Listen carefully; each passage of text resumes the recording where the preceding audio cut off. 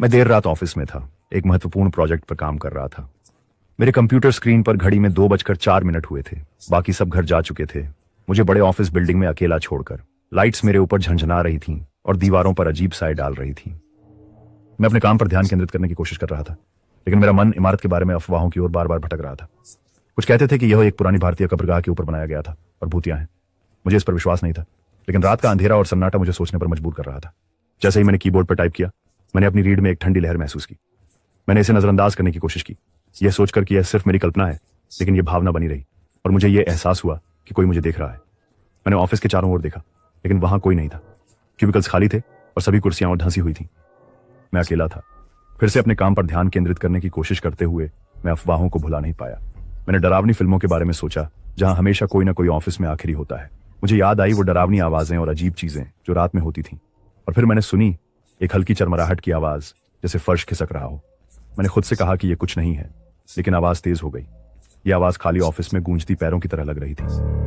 मुझे बेचैनी का एहसास होने लगा। मैं जाना चाहता था, लेकिन मुझे अपना काम पूरा करना था।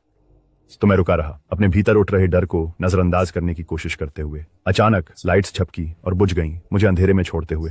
मैं थम गया, मेरा दिल तेजी से धड़क रहा था। मैंने हिलने की कोशिश की, लेकिन मेरे पैर भारी और अस्थिर महसूस हो रहे थे। मैं डर से स्तब्ध था, अपनी सांसों की आवाज के अलावा कुछ भी नहीं देख या सुन पा रहा था। और फिर मैंने उसे देखा।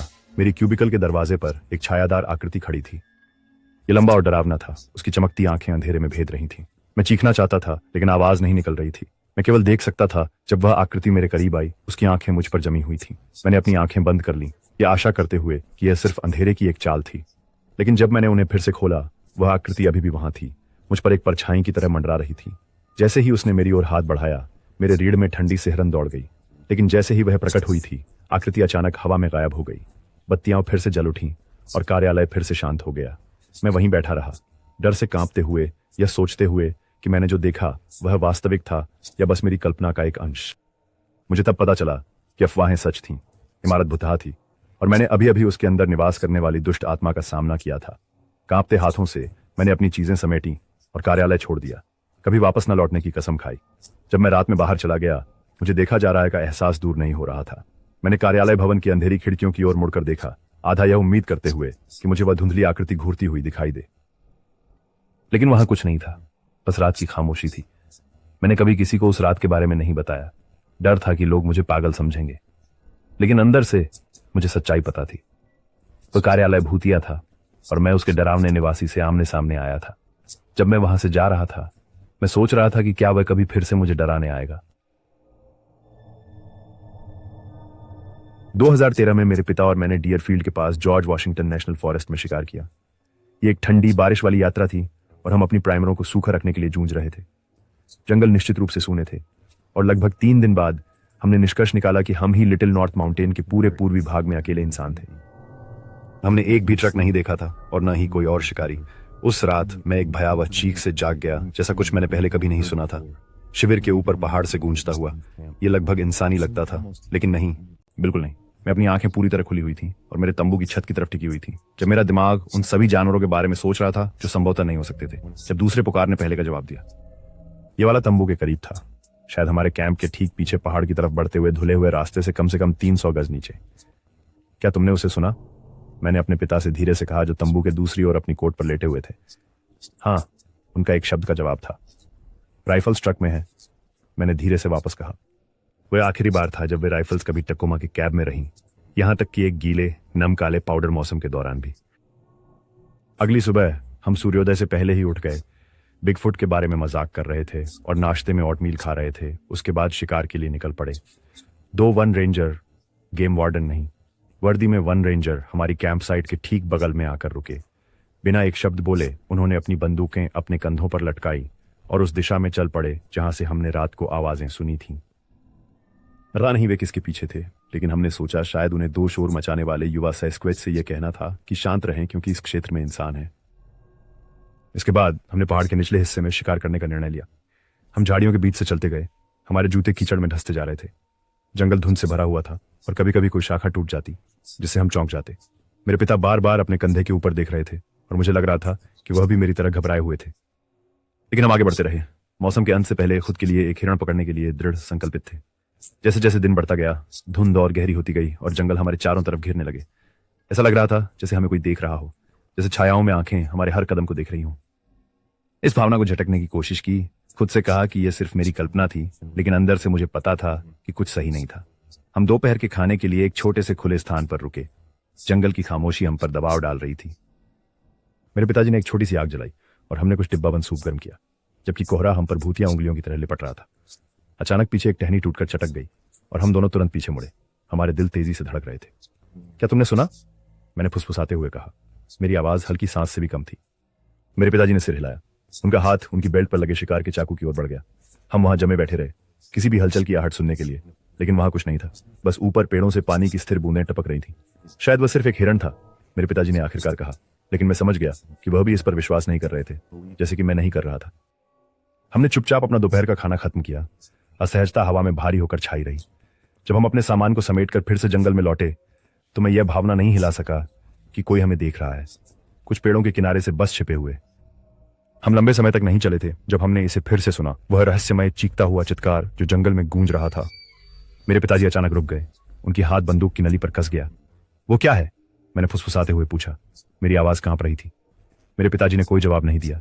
उनकी आंखें पेड़ों को कुछ अदृश्य खतरे की तलाश में झांकने लगीं। मेरी रीढ़ में एक ठंडक दौड़ गई। मेरे गर्दन के पीछे के बाल खड़े हो गए। जो भी वहां बाहर था वो कुछ ऐसा था जिसका हमने पहले कभी सामना नहीं किया था।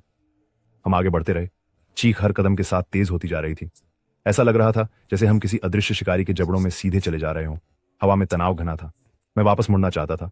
जो कुछ भी वहां था उससे जितनी दूर हो सके भाग जाना चाहता था, लेकिन मुझे पता था कि हमें आगे बढ़ना होगा। यह पता लगाना होगा कि वह भयानक आवाज कहां से आ रही है। अचानक हम एक खुले क्षेत्र में पहुंचे और वहां उसके केंद्र में खड़ा था एक प्राणी जो किसी बुरे सपने जैसा था। यह कम से कम 7 फीट लंबा खड़ा था। उसका फर मैला और बेतरतीब था। उसकी आंखें अंधेरे में चमक रही थीं। उसने फिर से एक हड्डियों को कंपा देने वाली चीख निकाली और मेरे पिता ने अपनी राइफल उठाई। उनके हाथ कांप रहे थे, लेकिन इससे पहले कि वह निशाना लगा पाते वह जीव पेड़ों में गायब हो गया। हमें अकेला छोड़ते हुए हमारी धड़कनें हमारी छाती में तेज हो रही थी। वो क्या था? मैंने फुसफुसाया। मेरी आवाज मुश्किल से मेरे दिल की धड़कन के ऊपर सुनाई दे रही थी। मेरे पिताजी ने अपना सिर हिलाया। उनके चेहरे पर जंगल की मध्यम रोशनी में पीला दिखाई दे रहा था। मुझे नहीं पता, उन्होंने अंत में कहा, लेकिन जो भी हो मुझे नहीं लगता कि ये यहाँ का है। हम वहां कुछ पल और खड़े रहे, हमारे चारों ओर जंगल की आवाजों को सुनते हुए। हर गुजरते पल के साथ वह हुआलिंग कमजोर होती जा रही थी। और फिर बिना कुछ कहे हम मुड़े और शिविर की तरफ लौटने लगे। उस भयानक जीव की याद हमारे दिमाग में हमेशा के लिए बस गई। हम कभी नहीं जान पाए कि उस दिन जंगल में हमें कौन चीज पीछा कर रही थी, लेकिन एक बात निश्चित थी, हम उस मुठभेड़ की दहशत कभी नहीं भूलेंगे। उस डर का एहसास जब हमें ऐसा लगा कि हमारे सबसे भयानक सपनों से परे कुछ हमारे पीछे पड़ा है। जैसे ही हमने अपना सामान पैक किया और सभ्यता की ओर लौटे, मैं सोचने से खुद को रोक नहीं सका कि जॉर्ज वॉशिंगटन नेशनल फॉरेस्ट की गहराई में और कौन से भयानक रहस्य छिपे हो सकते हैं जिन्हें हम जैसे अनजान शिकारी खोजने वाले हों। पिछली गर्मियों में मैं शिकार कर रहा था। ओरेगन में मेरे गृहनगर के पास के जंगल मेरे पनाहगाह थे। हर सप्ताहांत मैं अपनी बंदूक लेकर निकल जाता, उस शांति की तलाश में जो केवल प्रकृति ही दे सकती थी। लेकिन एक ग्रीष्म दिवस सब कुछ बदल गया। मैं सुबह जल्दी निकला जब सूरज मुश्किल से क्षितिज के ऊपर झांक रहा था। जंगल चहचहाते पक्षियों और सरसराते पत्तों से भरा हुआ था। यह शिकार के लिए एक उत्तम दिन होता, मैं ऐसा ही सोच रहा था। जैसे ही मैं जंगल में गहराई तक गया, मैंने कुछ अजीब देखा। प्रकृति की आम आवाजें खामोश हो गई थीं। न कोई चहकते हुए पक्षी, न ही सरकते हुए पत्ते। बस एक भयानक शांति थी जिसने मेरी रीढ़ में सिहरन पैदा कर दी। असहजता की भावना को नजरअंदाज करते हुए मैं आगे बढ़ता गया, लेकिन जितना आगे गया धुंध उतनी ही घनी होती गई। जल्द ही मैं बमुश्किल कुछ फीट आगे देख पा रहा था। घबराहट आने लगी, लेकिन मैंने उसे झटक दिया। आखिरकार मैं एक अनुभवी शिकारी था। थोड़ी धुंध को मैं संभाल सकता था। फिर धुंध से मैंने उसे देखा, एक झोपड़ी। वो मेरे सामने आई, प्राचीन और जर्जर, जैसे किसी हॉरर फिल्म का दृश्य। जैसे ही मैं सावधानी से आगे बढ़ा, मेरा दिल तेजी से धड़क रहा था।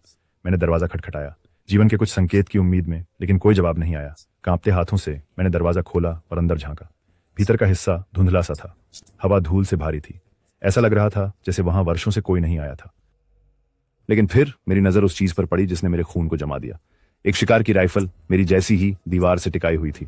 डर ने मेरी अंतरात्मा को जकड़ लिया जब मैं केबिन से पीछे हट गया। ये क्या हो रहा था? वो राइफल किसकी थी और अब वे कहां थे? मैं धुंध के बीच लड़खड़ाता रहा। मन में ढेरों सवाल उमड़ रहे थे, लेकिन चाहे जिस तरफ भी मुड़ूं, मुझे जंगल से बाहर निकलने का रास्ता नहीं मिल रहा था। ऐसा लग रहा था जैसे जंगल खुद मुझ पर चालें खेल रहा हो, मुझे गोल गोल घुमा रहा हो। कई घंटे बीत गए और मैं अब भी धुंध में भटकता रहा। थकान ने मेरे अंगों पर भारी बोझ डाल दिया और निराशा मुझे निगलने को तैयार थी। जब मैंने सोचा कि मैं अब और आगे नहीं बढ़ सकता, मैंने देखा कि सामने एक आकृति थी। एक आदमी साफ जगह पर खड़ा था। राहत की भावना मेरे अंदर भर गई। जैसे मैं लड़खड़ाते हुए उसकी ओर बढ़ा। कृपया, मैंने विनती की, मदद करो मुझे, मैं खो गया हूं। लेकिन जैसे ही मैं करीब पहुंचा, मुझे महसूस हुआ कुछ गलत था। आदमी के चेहरे पर एक भयानक मुस्कान थी। उसकी आंखें खाली और बेजान थीं। इससे पहले कि मैं कोई प्रतिक्रिया दे पाता, वो मुझ पर झपटा। उसके हाथ मेरी गर्दन पर पंजे की तरह थे। मैंने पूरी ताकत से प्रतिकार किया, लेकिन वह बेपरवाह था। यह ऐसा था जैसे सीधे नर्क से एक राक्षस से लड़ाई चल रही हो। जैसे ही मुझे लगा कि अब मैं और नहीं सह सकता, मुझे एक आवाज सुनाई दी, मेरी नाम पुकारते हुए। दर्द और डर की धुंध के बीच मैंने देखा कि धुएं में से एक आकृति प्रकट हुई। कंधे पर राइफल टांगे हुए एक महिला। उसने तेजी से राइफल उठाई और फायर किया। गोली की आवाज बिजली की कड़क जैसी गूंजी। आदमी की पकड़ ढीली पड़ गई और वह पीछे हट गया, चेहरे पर आश्चर्य की झलक के साथ। फिर एक अंतिम चीख के साथ वह धुंध में गायब हो गया, पीछे केवल खून का एक निशान छोड़ते हुए। उस महिला ने मुझे उठने में मदद की। उसकी आंखों में चिंता थी। क्या आप ठीक हैं? उसने पूछा। मैंने सिर हिलाया, अभी भी मुठभेड़ से स्तब्ध था। धन्यवाद, मैंने फुसफुसाते हुए कहा, मेरी जान बचाने के लिए। वह हल्के से मुस्कुराई, लेकिन उसकी आंखों में उदासी थी। तुम इन जंगलों में भटकने वाले पहले शिकारी नहीं हो, उसने कहा, और जब तक हम कुछ नहीं करेंगे तुम अंतिम भी नहीं होगे। हम साथ में जंगल से बाहर निकले। कोहरा धीरे धीरे छौंट रहा था, जब तक कि हम डूबते सूरज की गर्म रोशनी में नहाए नहीं। लेकिन जैसे ही हम जंगल से बाहर निकले, मैं ये भावना हटा नहीं सका कि कुछ अंधेरा और भयावह अभी भी उसकी गहराई में छिपा हुआ है, और जब तक वह झोपड़ी खड़ी है तब तक कोई भी उन जंगलों में सुरक्षित नहीं होगा। सितंबर में मैंने वायोमिंग के विशाल जंगल में एक अकेले शिकार यात्रा पर निकलने का निर्णय लिया, एक मृग को पकड़ने की खोज में। दृश्य बहुत ही मनमोहक था। दूर दूर तक फैली लहरदार पहाड़ियां और अंतहीन सेज ब्रश जहां तक नजर जा सकती थी। मैं महीनों से इस यात्रा की तैयारी कर रहा था, और अंततः मैं यहां था, प्रकृति की भव्यता से घिरा हुआ। जैसे ही मैं इलाके से गुजर रहा था, मेरी इंद्रियां सतर्क थीं, अपने शिकार के किसी भी संकेत की तलाश करती हुई। सूरज मुझ पर तेज चमक रहा था, परिदृश्य पर सुनहरा प्रकाश डाल रहा था। मैं कई घंटे से चल रहा था। मेरी पानी की बोतल लगभग खाली थी, लेकिन मैं अपने सफल होने के दृढ़ संकल्प से आगे बढ़ता रहा। अचानक मैंने दूर में अपने शिकार को देखा, एक सुंदर मृग जिसकी खाल धूप में चमक रही थी। मैंने अपनी राइफल उठाई, निशाना साधा और गोली चलाई। जानवर गिर पड़ा और मुझे रोमांच और गर्व की अनुभूति हुई। मैंने कर दिखाया था। जब मैं अपने पुरस्कार की ओर बढ़ा तो मैंने दूरी में कुछ अजीब देखा। एक तेज और चमकदार रोशनी मेरी तरफ तेजी से बढ़ रही थी। पहले मुझे लगा कि ये एक खेल अधिकारी है जो मेरे कागजात की जांच के लिए आ रहा है, लेकिन जैसे जैसे वह रोशनी पास आई, मुझे एहसास हुआ कि यह कुछ ऐसा था जिसे मैंने पहले कभी नहीं देखा था। प्रकाश तेज बाजू में चला गया, नजर से गायब हो गया। मैं हैरान था, सोच रहा था कि यह क्या हो सकता है। मैंने चारों ओर देखा, लेकिन कहीं कुछ नहीं था। कोई वाहन नहीं, कोई लोग नहीं, सिर्फ जंगल का अंतहीन फैलाव। मेरी रीढ़ में एक सिहरन दौड़ गई जब मुझे एहसास हुआ कि मैं पूरी तरह अकेला था। मदद के लिए फोन सिग्नल भी नहीं था। मैंने असहजता की भावना को झटकने की कोशिश की, वर्तमान काम पर ध्यान देते हुए। मैंने मृग को टैग किया और उसे साफ करने लगा। मेरे हाथ अभ्यास से चल रहे थे, लेकिन मेरा मन बार बार उस रहस्यमय प्रकाश की ओर जा रहा था। वह क्या था? वह कहां से आया था? और वह कहां चला गया? जब मैंने अपना काम खत्म किया तो मैंने ऊपर देखा और मेरा दिल एक पल के लिए रुक गया। रोशनी वापस आ गई थी, मुझसे अविश्वसनीय गति से दूर चली जा रही थी। ये मेरे द्वारा देखी गई किसी भी वाहन की भांति नहीं था। ये एक तरलता वाली कृपा के साथ चल रहा था जो समझ से परे था। मैंने विस्मय से देखा, मेरा मन सवालों से भर गया। लेकिन जैसे ही रोशनी दूर जाकर गायब हो गई, मैं एक बेचैनी की भावना से घिर गया। मुझे लगा जैसे कोई मुझे देख रहा है, और ये मौन, जंगल की चुप्पी भारी लग रही थी। मैंने जल्दी से अपना सामान समेटा और अपने ट्रक की ओर वापस चलना शुरू किया। किसी भी खतरे का संकेत मिलने पर सतर्क हो गया। जैसे जैसे मैं चल रहा था, यह एहसास बढ़ता जा रहा था कि कोई मुझे देख रहा है। मुझे लगा कि कोई मुझे घूर रहा है। मैं मुड़ा, लेकिन वहां कुछ नहीं था। खामोशी बोझिल थी और मुझे पता था कि मुझे वहां से जितनी जल्दी हो सके निकलना होगा। आखिरकार मैं अपनी ट्रक तक पहुंच गया। मेरा दिल डर से तेजी से धड़क रहा था। मैंने अपने सामान को पीछे फेंका और ड्राइवर की सीट पर कूदकर दरवाजे बंद कर लिए। जैसे ही मैंने इंजन चालू किया, मुझे राहत की अनुभूति हुई। मैं सुरक्षित था। लेकिन जैसे ही मैं जंगल से दूर गाड़ी चला रहा था, मुझे ऐसा लगा कि जैसे मैं कुछ पीछे छोड़ आया हूं, कुछ ऐसा जो अब भी वहां बाहर देख रहा था और इंतजार कर रहा था। उस रहस्यमय रोशनी की यादें मुझे डराती रहीं, और मैं जानता था कि मैं उन अकेली पहाड़ियों में महसूस किए गए डर को कभी नहीं भूल पाऊंगा। उस दिन के बाद से मैंने अकेले शिकार करने से बचने का फैसला किया और हमेशा अपने साथ एक साथी रखने का ध्यान रखा। और जब मैं रात के आसमान की ओर देखता था तो मैं सोचने से खुद को रोक नहीं पाता था कि क्या वह रोशनी अभी भी बाहर है, अंधेरे में दौड़ रही है, अपनी अगली शिकार की तलाश में।